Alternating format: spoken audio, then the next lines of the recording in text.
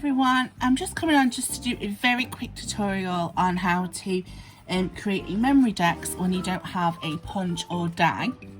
And there are thousands of videos already on this, so I'm not even going to claim that this is original, but it's just something that I prefer to do, because if you're anything like me, even when it comes to making lines with pencils and rulers, it still goes wrong. So I just wanted to show you what I do, and hopefully that might help someone else. So what I do is I always make a template, and I do it out of Kraft cards so it will last.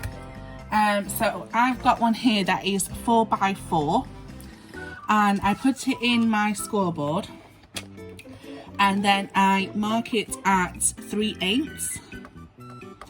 So I just score line down at 3/8. Then I turn it where the 3/8 line is at the top of my scoreboard. I then score it at 1.5 up until the line, and then I score it at 2.5 up until that line. So there, where the lines meet, is where I scored. Then all I have to do is take my crocodile, or if you've got hole punch, and just line where the cross is into the hole and cut that away.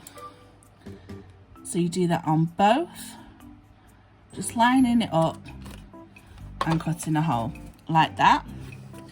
And then all you do then is just cut out the score line on both.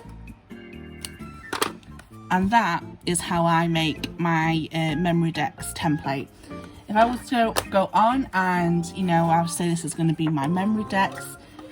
If I didn't want to have the score lines, or you didn't want to, if you were using a pencil and ruler and you had to rub it out, you could use these templates then just to mark on cards circles.